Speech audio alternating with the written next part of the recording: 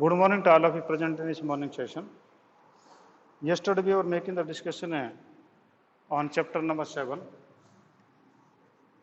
Chapter number 7, that is company accounts.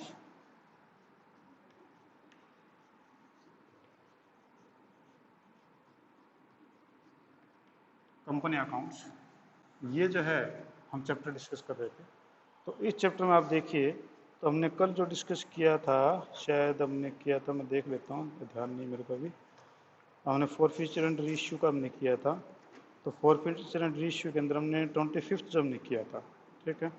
तो 25 की balance sheet जो मैंने आपको नहीं बताई थी, तो 25 की बैलेंस शीट जो है वो आप देख लीजिए। हम बैलेंस शीट को हमें करते हैं, ठीक है। तो बैलेंस मैं मान के चलता हूँ कि आपने शायद कल वाला क्वेश्चन याद होगा, ऐसा मैं मानता हूँ। तो ये मैं बनाता हूँ जी बैलेंस शीट, ठीक है। ये मैंने बैलेंस शीट बनाई, तो ये आपका हो गया जी। ऊपर सबसे पहले वही स्टेप है, extract of balance sheet as on, जो भी डेट है एज ऑन। उसके बाद में आप आ जाए नेक्स्ट पे। ये आपका स्टेप पे है। यहाँ पर आप लिखोगे क्या था, ध्यान नहीं आ रहा मेरे भी। ये आपके पास था पर्टिकुलर्स, ठीक है। ये आपके पास था पर्टिकुलर्स। ये आपका हो गया नोट नंबर। उसके बाद में आपका हो गया करंट ईयर। उसके बाद में हो गया प्रीवियस ईयर। ये आपके पास में हो गया जी। अब हम इनको लेते हैं। तो पहला आपका जो साइड है इक्विटीज एंड लायबिलिटीज। आपके पास में पहला आपके पास में इक्विटीज एंड लायबिलिटीज। तो इक्विटीज एंड लायबिलिटीज में आप देखो, एक मिनट में देख लेता हूँ कौन कौन आए हैं।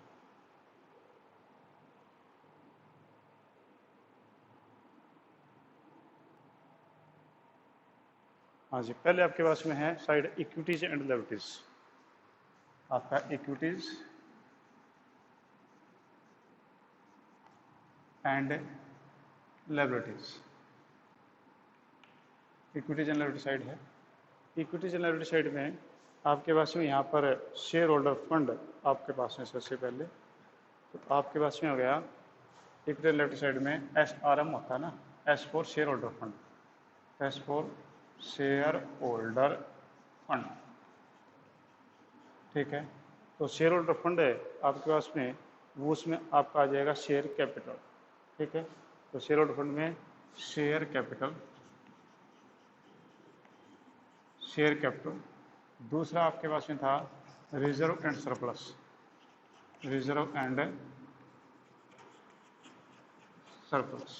ठीक है। पहला आपके पास ये हो गया था। दूसरा आपके पास रिजर्व एंड सरप्लस। तो आपके पास 50,000 शेयर्स थे और वो आपने इश्यू कर दिया 10 ईच था। तो आपके पास में जहाँ पर जो शेयर कैपिटल है वो आपकी बनेगी 5 लाख की, वो आपके पास में है 5 लाख। और रिजर्व एंड सरप्लस में ये ध्यान से देख लो, ये रिजर्व एंड सरप्लस है 2 नंबर है 2500। ये रिजर्व एंड सरप्लस में 2500 कहाँ से आया? तो आप सबसे लास्ट एंट्री देखो अपनी बुक के अंदर, वो मैंने आपको करवाई थी कि share for future account debit to capital reserve, share for future account debit to capital reserve, वो आपके पास है 2500, ठीक है। ये आपका जो 2500 आपका था आपके पास कैपिटल रिजर्व, ठीक है। ये चीज़ मैंने आपको बतानी थी और इसमें कुछ चीज़ बताने वाली नहीं है। तो आपकी बैलेंस शीट के लेफ्ट साइड में तो ये है। अब एसेट साइड में आ जाओ। एसेट साइड में दो चीज़ें आ गई अब की बार, ठीक है। ये 1 हो गया था, ये 2 हो गई एसेट साइड। एसेट साइड में आपकी N और C होता है, N for non current asset, C for current asset. तो नॉन करंट एसेट में नॉन करंट एसेट्स है। तो नॉन करंट एसेट में आप ध्यान करो कि आपने बिल्डिंग परचेज की थी, ठीक है। और बिल्डिंग आपने परचेज की थी तो उसमें नॉन करंट एसेट में फिक्स्ड एसेट में टेंजिबल थी, इसमें फिक्स्ड एसेट हो गई। फिक्स्ड एसेट में एसेट दो प्रकार की हैं, तो फिक्स्ड एसेट में आपकी टेंजिबल हो गई थी। तो ये आपके पास हैं टेंजिबल आपके पास हैं। टेंजिबल आपके पास में जो बनी तो वो आपके पास है 2 लाख, क्योंकि आपने बिल्डिंग खरीदी वो टेंजिबल हो गई। ठीक है। उसके बाद में उसके बाद आपका करंट एसेट में कैश एंड कैश इक्विवेलेंट था, तो ये आपके पास है नॉन करंट। फिर आपके हो गई ये है कि करंट एसेट्स में cash and cash equivalents, cash and cash equivalents हो गया। और कैश एंड कैश इक्विवेलेंट्स आपके पास में कितना था, वो आपके 3,02,500, ये 3,02,500 यूरोज। ठीक है। तो यहाँ पर जो अलग से जो एक चीज़ आई है वो आई है ये reserve and surplus. This is the new one thing that is reserve and surplus, ये आपका है। और यहाँ पर आपकी जो है फिक्स्ड नॉन करंट एसेट्स में आपकी फिक्स्ड एसेट थी, वो टेंजिबल और इंटेंजिबल की बातें हम कर रहे हैं, ये थी। ठीक है। तो यहाँ पर आपके ये जो चीज़ें थी ये अलग थी और ये टेंजिबल एसेट अलग थी। ठीक है। हाँ जी। तो अब जब हम नेक्स्ट पे आते हैं, हाँ जी, इसमें कोई पॉइंट ऐसा पूछना चाह रहे हैं, any point you want to ask, आप कोई भी डिस्कस करना चाहें इस बैलेंस शीट से रिलेटेड तो आप मेरे से डिस्कस कर सकते हैं। हाँ जी, कोई ऐसा पॉइंट नहीं आपके पास है? हाँ जी, ऐसा कोई पॉइंट है तो आप मेरे से ज़रूर पूछिए। तो ऐसा कोई पॉइंट नहीं है।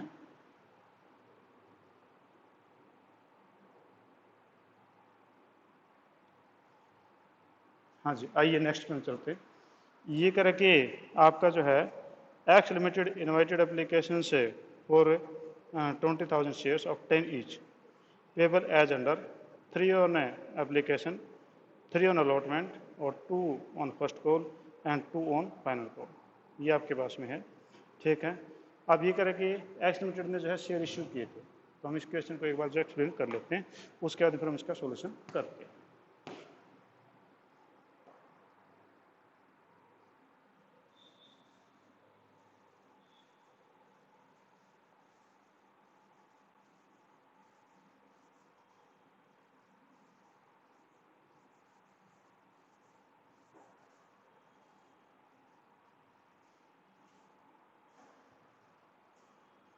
ये करें कि x limited invited application for 20,000 shares, 20,000 shares के लिए मैंने इश्यू किया था। ठीक है। और इसमें करके 10 ईच है और ये शेयर आपका 10 रुपये का है। ठीक है। और करके payable as under 3 on application, application पे आपके 3 रुपीज़ थे। इसके बाद में आपका जो अलॉटमेंट पे 2 था, अलॉटमेंट पे आपके 2 रुपीज़ हैं। फर्स्ट कॉल पे first and 2 share on first and final call, और 2 रुपये जो हैं फर्स्ट कॉल पे हैं और 2 रुपये ही इनके सेकंड कॉल पे। ठीक है। तो 3 तो 5 तो 7 2 9, कहीं गलती होगी शायद। तो आपका जो इसमें था कि payable 3 on application, 3 on allotment, 3 allotment पे था भाई। ठीक है। और 2 on first call, 2 on final call, तो 3 3 6 और 4 10, यानी 10 रुपीज़ का आपके पास में हो गया। ठीक है। Final call was not made by the company, company final call नहीं किए। The applicants who had been allotted 100 share fail to pay allotment and first call money, और कंपनी जिसके पास 100 शेयर थे वो जो अलॉटमेंट और फर्स्ट कॉल मनी नहीं दे पाया, यानी ये अलॉटमेंट और फर्स्ट कॉल मनी, ये 100 शेयर्स पे अलॉटमेंट और फर्स्ट कॉल मनी वो पे नहीं कर पाया है। ठीक है। अब इसके बाद में आगे देखें, ये पे नहीं कर पाया करके final call was not made by the company, जबकि फाइनल कॉल तो कंपनी ने की ही नहीं है, यानी अब तक कॉल्ड अप कैपिटल केवल आपकी 8 है। ठीक है। Allotment and first call money due from him, he share were forfeited at after first call, और फर्स्ट कॉल के बाद में उसके जो 100 शेयर्स हैं फॉरफिट कर लिए गए हैं। एंड इमीडिएटली रीइश्यूड 850 पर शेयर, और इनको फिर 850 पर शेयर के हिसाब से रीइश्यू कर दिया गया है। ठीक है। रीइश्यू कर दिया गया है। Make necessary entries in the journal of the company, company के जर्नल में नेसेसरी एंट्रीज करके दिखाइए। दोबारा फिर एक बार देख लो एक्सप्लेनेशन। ये कहते हैं कि आपके 20,000 share that were issued at ₹10 on application 3, on allotment 3, on first call 2, on second call 2, ये था। 100 शेयर है जिसने कि अलॉटमेंट मनी और फर्स्ट कॉल मनी पे नहीं किया। ठीक है। अलॉटमेंट मनी और फर्स्ट कॉल मनी पे नहीं किया, सेकंड कॉल हमने मांगी नहीं थी। ये शेयर जो 100 share after first call forfeit कर लिए गए हैं, और रीइश्यू कर दिए गए फिर 850 पे सारे के सारे शेयर्स। ठीक है, कहते हैं एंट्री करके दिखाओ। एंट्री करके दिखाएं तो सबसे पहले आप देखिए, सबसे पहले एंट्री होगी bank account debit. Bank account debit, bank account आपका डेबिट हो गया जी, वो आपके पास में है 20,000 इंटू आपके पास 60,000, यानी आपके 20,000 शेयर थे, 3 रुपये एप्लीकेशन पे थे, तो आपके पास में हो गया जी 60,000। ये पैसा आपके पास में आ गया, बैंक अकाउंट डेबिट टू, ये पैसा आया एप्लीकेशन के नाम का, तो bank account debit to share application, to share application 60,000, bank account debit to share application 60,000। Number 2, आपने शेयर एप्लीकेशन से पैसे निकाला, शेयर एप्लीकेशन अकाउंट डेबिट 60,000, ठीक है, और to share capital, to share capital 60,000, ठीक है। अब उसके बाद अलॉटमेंट मनी ड्यू कर दो। थर्ड एंट्री जाएगी share allotment account debit, account debit 20,000 into, वो आपका 3 है, तो इंटू 3 वो आपका 60,000 हो गया जी, ठीक है। और to share capital, share capital में 60,000, ठीक है।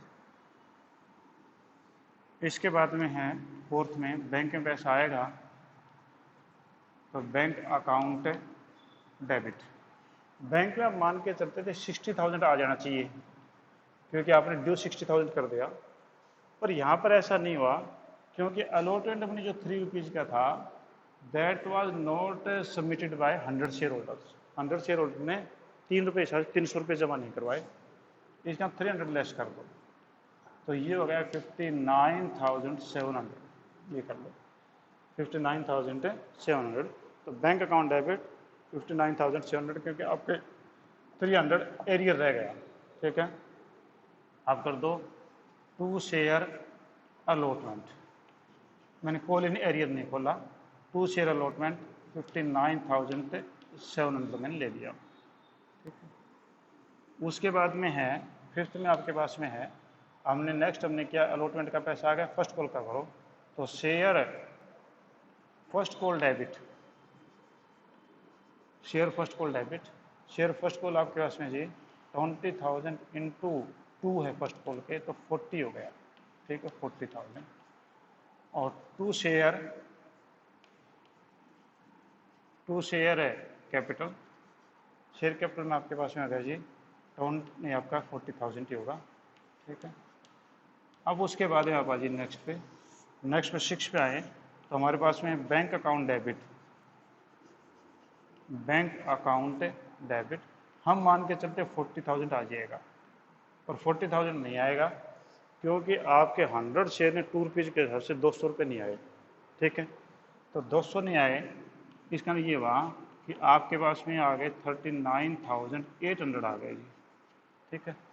और टू शेयर फर्स्ट कॉल, ये फर्स्ट कॉल का पैसा आ गया 39,800, मैंने फर्स्ट कॉल इन एरियर नहीं दिखाया, ठीक है।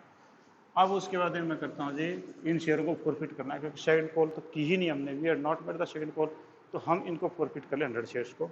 तो हमारे पास एंट्री जाएगी share capital debit, share capital account debit, share capital में आपके पास में कितने हैं, 100 शेयर का आज तक कितना मांगा मैंने पैसा, आज तक मांगा गया पैसा, ये नहीं मांगा, ये मांगा है कितना 3 + 3 + 2, तो ये आपका 8 हो गया। तो आपका जो है 100 शेयर इंटू 8 रुपीज़ हम उनसे कॉल कर चुके हैं, तो 800 हो गया। अब क्या नहीं आया, तो आपका यहाँ पर देखो ये नहीं आया था 300 रुपीज़ अलॉटमेंट का, उसका नाम लिख दो टू शेयर अलॉटमेंट, अलॉटमेंट का पैसा नहीं आया जी, वो आपका 300 नहीं आया, ठीक है। फिर और क्या नहीं आया, आपका 200 फर्स्ट कॉल का नहीं आया, वो भी लिख दो, तो टू शेयर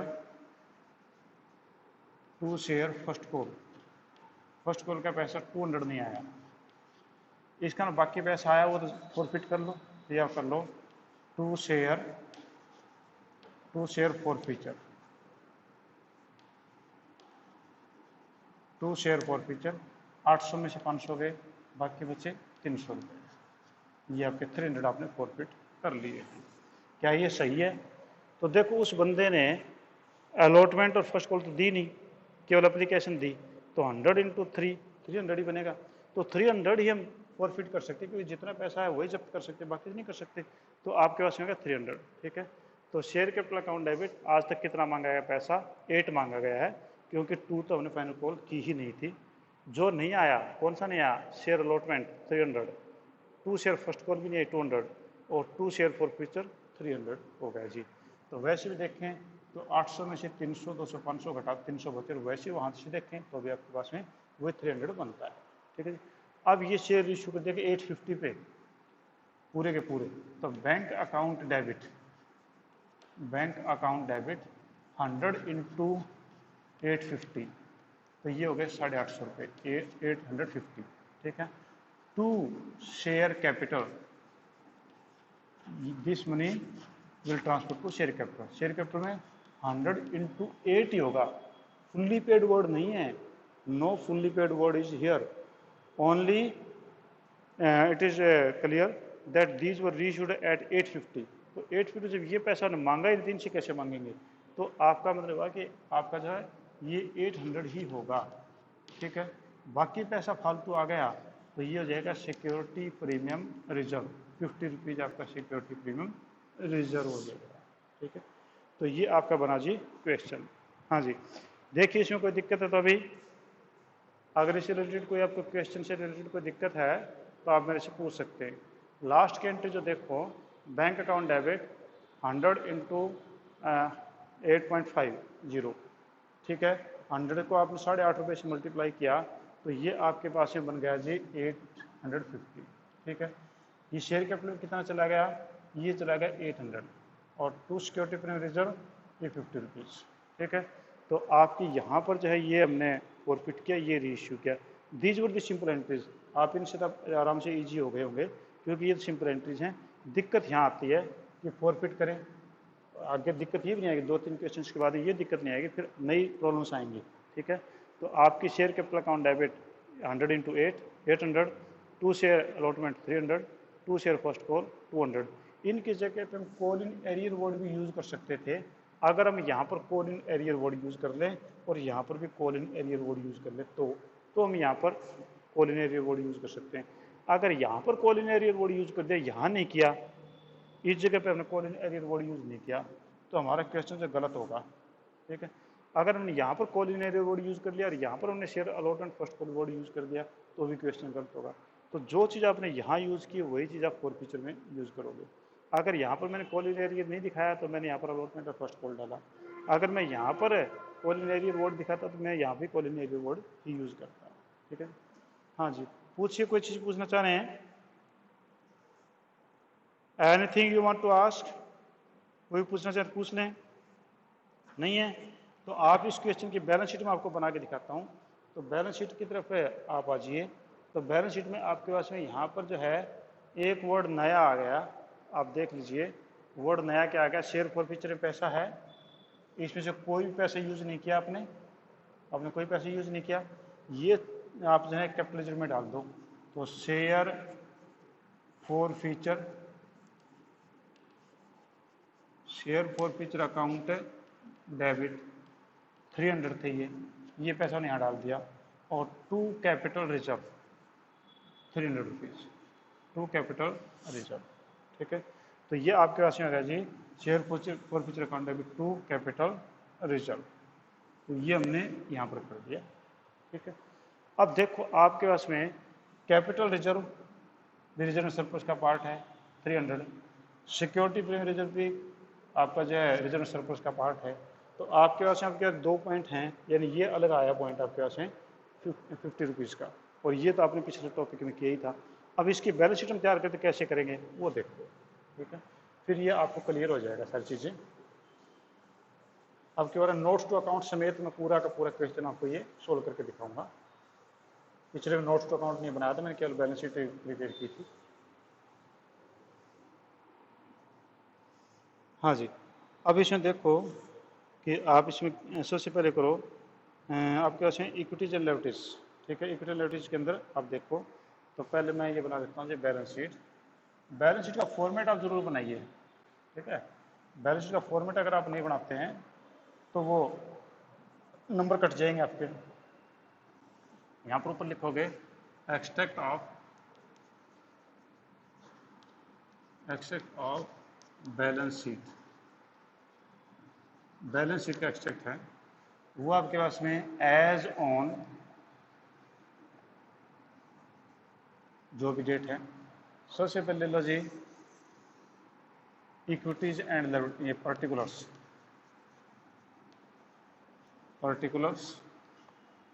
के बाद में नोट नंबर, उसके बाद में करंट ईयर, फिर आपका प्रीवियस ईयर, ये आपका प्रश्न हो गया। उसके बाद में आपका फर्स्ट है equities and liabilities. Equities and liabilities, equity and liability side है। इसमें आप सबसे पहले ले लीजिए, उसमें आपके पास है shareholder fund. Shareholder fund में तीन चीज होती है, SRM। S for share capital, तो S for share capital. Share capital में आपके पास में क्या है कि आपने कितने शेयर इशू किए, देखो 20,000 शेयर इशू किए थे। ठीक है, और 20,000 शेयर्स के अंदर जो है आपने मांगे केवल 8 रुपीज़ ही था, लास्ट कॉल तो की नहीं। तो ये आपके पास में क्या 1 और ये हो गया 1,60,000, 1,60,000 हो गया। ठीक है, दूसरा है आपके पास है reserve and surplus. Reserve and surplus में आपके पास में टू नंबर 350 मैंने अभी आपको एक्सप्लेन किया था, ध्यान हो तो। 50 रुपीज़ आपके सिक्योरिटी रिजर्व के और 300 आपके कैपिटल रिजर्व के थे जो हम पैसे ट्रांसफर किया था। उसके बाद आप आ जाइए, वो आपके पास में है सेकंड पार्ट है, यानी आप इसका टोटल करना चाहो तो कर लो, बाकी कोई ज़रूरी भी नहीं है। 1,60,350। ठीक है, नीचे आपने कर लिया, वो सेकंड है, फर्स्ट हो गया। सेकंड है एसेट साइड। एसेट साइड में आपके पास में है cash and cash current assets. Current assets में cash and cash equivalents, cash and cash equivalents. Cash and cash equivalents में आपके पास में कौन सा है, तो कैश एंड कैश इक्विवेलेंट में आपके पास में 1,60,350 ही होगा। ठीक है, ये नोट नंबर 3 हो गया। ठीक है, अब इन तीनों नोट का हम एक्सप्लेनेशन करते हैं। तो तीनों नोट का हम एक्सप्लेनेशन करें तो आप बनाइए नोट्स टू अकाउंट। ये बना दिया आपका नोट्स टू अकाउंट।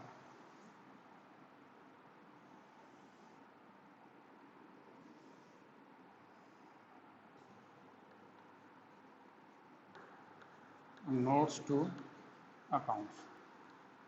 ठीक है, नोट्स टू अकाउंट में सबसे पहला नोट था आपका शेयर कैपिटल। तो सबसे पहले हो गया number 1 note share capital. Share capital आपको याद आ गया होगा। सबसे पहले आप लेते हैं एथोराइज कैपिटल। ठीक है, एथोराइज कैपिटल हमें पता ही नहीं है। उसके बाद इश्यूड कैपिटल। इश्यूड कैपिटल हमें पता है, वो आपका था एथोराइज के बाद में इश्यूड कैपिटल। अगर लिखना चाहो तो लिख दो ऊपर एथोराइज्ड कैपिटल। एथोराइज कैपिटल में आपके पास में जो है डॉट डॉट डॉट 2 लाइन लगा के छोड़ दो, हमें पता ही नहीं है। एथोराइज के बाद में issued capital.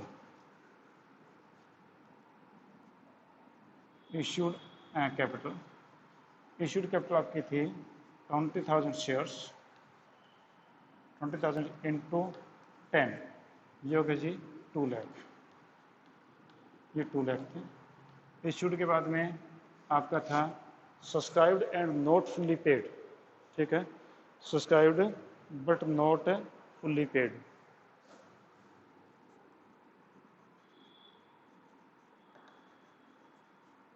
Subscribed but not fully paid.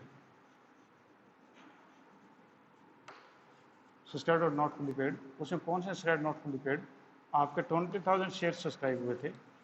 और इसमें से हमने ये देखो कि 10 रुपीज़ का एक था, और 10 रुपीज़ के में से हमने केवल 8 कॉल अप किए थे, तो फुली पेड तो हुए नहीं है। ठीक है, तो ये हो गया 20,000 शेयर्स 10 ईच, शेयर्स 10 ईच। ठीक है, ये 10 ईच हो गया। और उसके बाद में आपका हुआ जी 10 ईच के बाद में है आपका 8 कॉल्ड अप, 8 कॉल्ड अप, तो ये हो गया 1,60,000। ये पहले का आंसर ये आ गया 1,60,000। ठीक है जी। दूसरा आपका रिजर्व एंड सरप्लस। ठीक है, सेकंड नोट आपका है reserves and surplus, reserve and surplus. Reserve and surplus के अंदर आप आ जाओ, उसमें कैपिटल रिजर्व था आपके पास में, जो लास्ट एंट्री मैंने किया था, कैपिटल रिजर्व वो 300 का था, और उसके बाद में था सिक्योरिटी प्रीमियम रिजर्व, वो आपका 50 का था। तो टोटल मिला के ये हो गया 350, और ये आंसर हो गया जी 350 का। और ये नीचे आपका थर्ड में जो है आपके से करंट एसेट्स, आपका जो है करंट एसेट्स में कैश एंड कैश इक्विवेलेंट था ये, अब सीधा कैश एंड कैश इक्विवेलेंट लिख दो, कैश एंड कैश इक्विवेलेंट्स, और वो आपके पास में गया जी 1,60,350, ये हो गया जी। ठीक है, ये आपके पास में बन जाएंगे वर्किंग नोट्स। हाँ जी, इससे रिलेटेड कोई प्रॉब्लम तो पूछिए।